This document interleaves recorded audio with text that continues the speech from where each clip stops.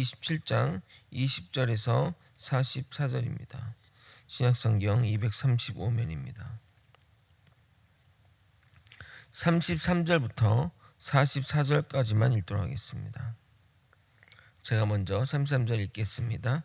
날이 새어가매 바울이 여러 사람에게 음식 먹기를 권하여 이르되 너희가 기다리며 먹지 못하고 줄인 지가 오늘까지 열 나흘인즉 음식 먹기를 권하노니 이것이 너희의 구원을 위하는 것이요 너희 중 머리카락 하나도 잃을 자가 없으리라 하고 떡을 가져다가 모든 사람 앞에서 하나님께 축사하고 떼어 먹기를 시작하매 그들도 다 안심하고 받아 먹으니 배에 있는 우리의 수는 전부 276명이더라.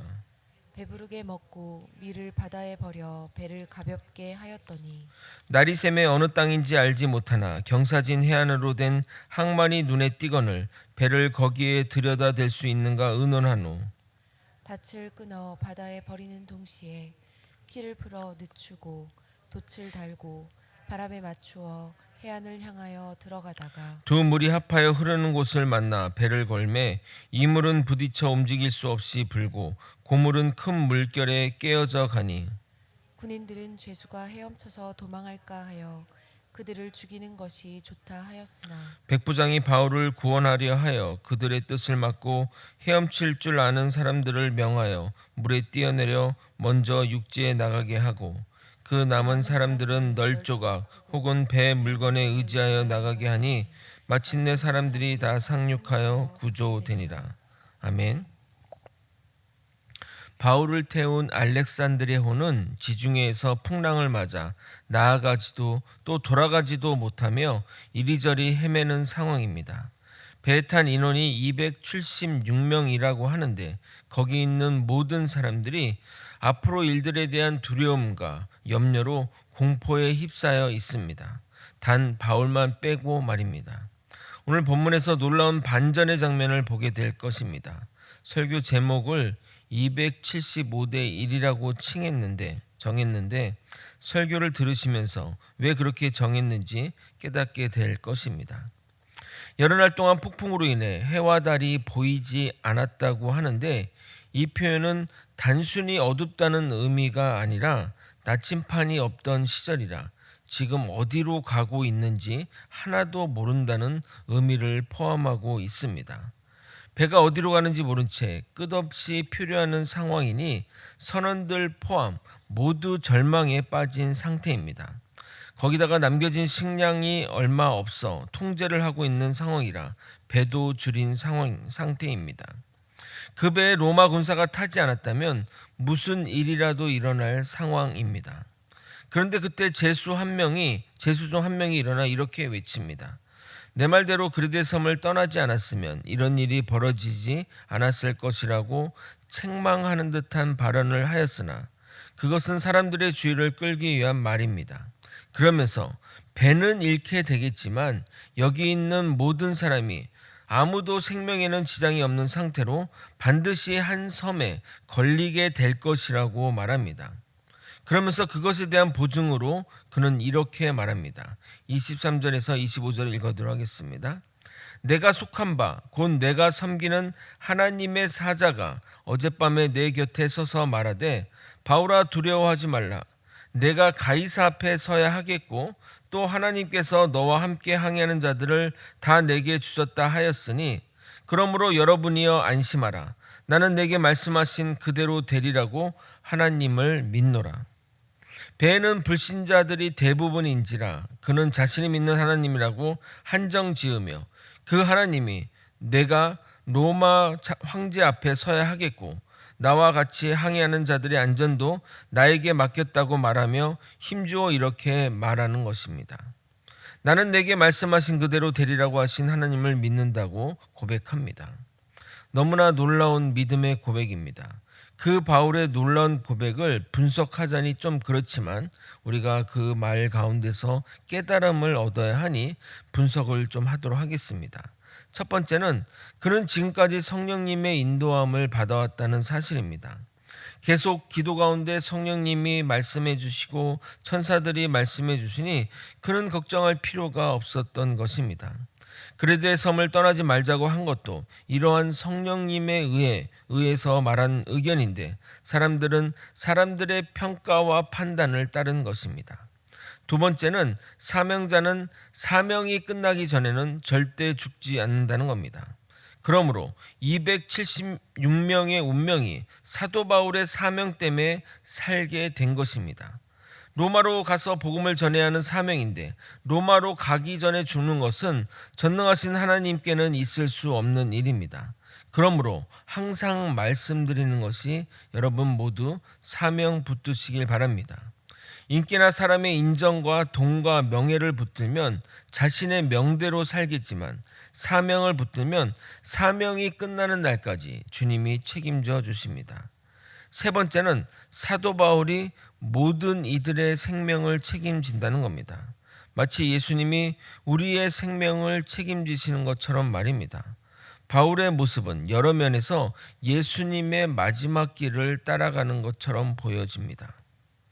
배가 표류하다 무태 가타워졌는데 누구보다 사공들이 그것을 알아챈 것입니다.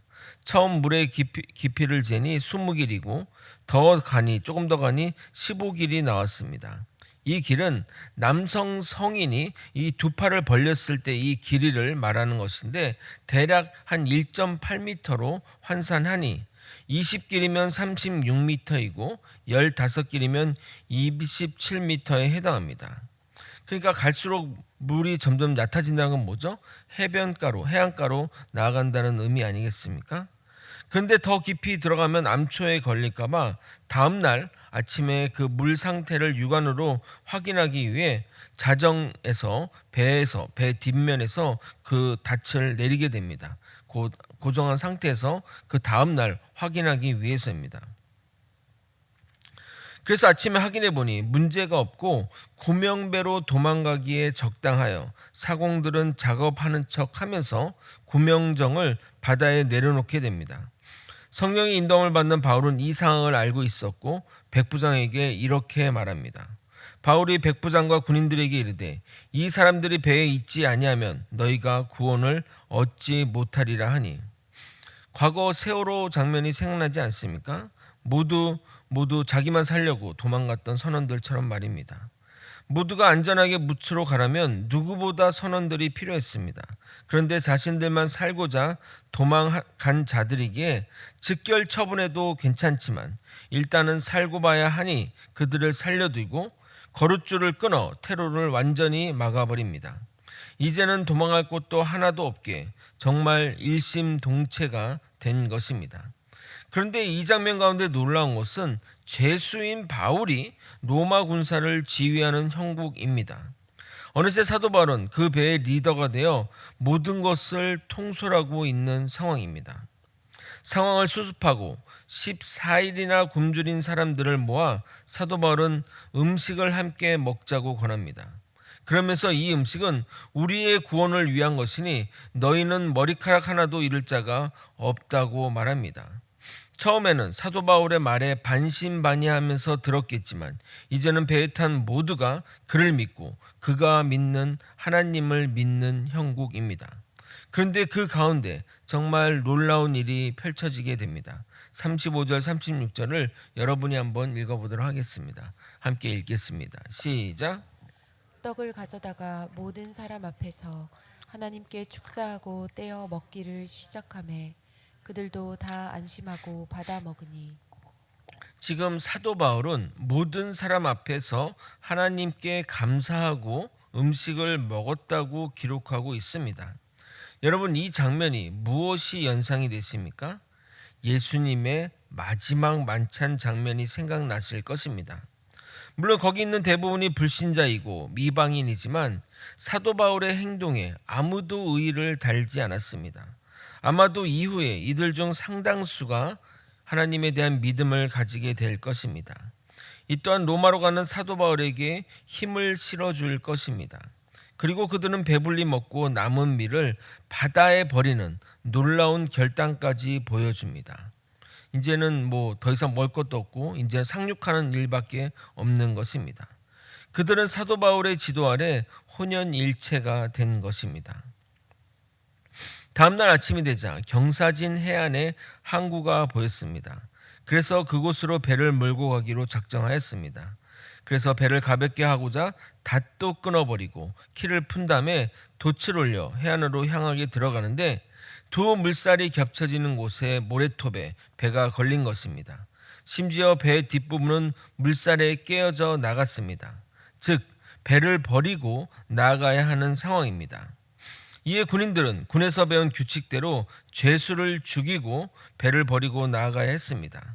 그러자 백부장이 나서서 맡게 됩니다. 아마도 이런 장면이 아니겠습니까? 내가 책임질 테니 이들은 내버려두라 라고 하면서 말입니다. 정말 사도 바울 때문에 모든 이들, 특히 죄수들마저 살게 된 것입니다. 42절부터 44절 읽어드리도록 하겠습니다.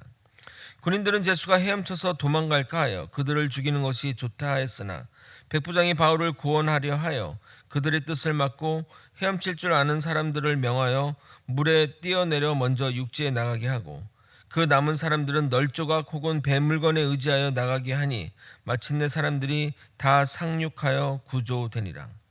이로써 모든 사람이 바울의 말대로 한 명도 다침 없이 구조되게 됩니다. 말씀을 정리하겠습니다. 파란만장한 사도 바울의 로마 입성기는 완벽하게 하나님을 전하는 복음의 장이 되어 버렸습니다. 죄수, 그것도 초로의 노인이 그 큰 배를 통솔하고 지휘하는 상황까지 되었습니다. 아무도 그의 의견에 토를 달지 않고 그가 하자는 대로 움직이게 됩니다. 심지어 그를 묶은 로마 군사까지도 말입니다. 그리고 정말 그의 말대로 한 명도 다치지 않고 구조되게 됩니다. 아니, 주님의 약속대로 모두 구원받게 된 것입니다. 더 정확하게 얘기하면 그의 사명 때문에 다 구원받게 된 것입니다. 물론 사명의 길이 순탄하지 않지만 주님은 그 어떤 상황과 고난 속에서도 항상 사도 바울과 동행하였다는 것입니다. 감옥에서도 배의 풍랑에서도 그리고 난파되는 상황에서도 말입니다. 인간의 눈으로 보면 험난하고 죽음의 길이고 우리 보고 가라고 하면 가지 않는다고 할 길이지만 사도 바울은 그렇게 말하지 않을 것입니다. 주와 같이 길 가는 길 행복했다고 말할 것입니다. 주와 같이 길 가는 것은 즐거운 길입니다. 이 사실을 잊지 말고 주님과 함께 동행하며 나아가는 저와 여러분이 되시길 예수님의 이름으로 소망합니다. 기도하시겠습니다. 그 어렵고 험난한 상황 가운데서도 주님과 동행하며 나아갔던 사도 바울은 하나님의 인도하심을 따라 그 배에 있는 모든 사람들을 구원하고 하나님의 사명들을 이어갈 수 있게 되었습니다. 아버지, 우리는 무엇보다 주님의 사명을 붙드는 자 되게 도와주옵소서. 우리에게 생명줄은 사명입니다. 주님이 맡기신 사명 붙들고 나아갈 때 그 어떤 위험과 환난과 고난과 핍박도 아무것도 아님을 깨닫게 될 것입니다. 주님과 동행하며 주님과 축복된 길을 나아갈 수 있도록 이끌어 주시옵소서. 사랑이 많으신 예수 그리스도 이름으로 기도드렸나이다. 아멘. 주기도문으로 예배를 마치겠습니다. 하늘에 계신 우리 아버지여, 이름이 거룩히 여김을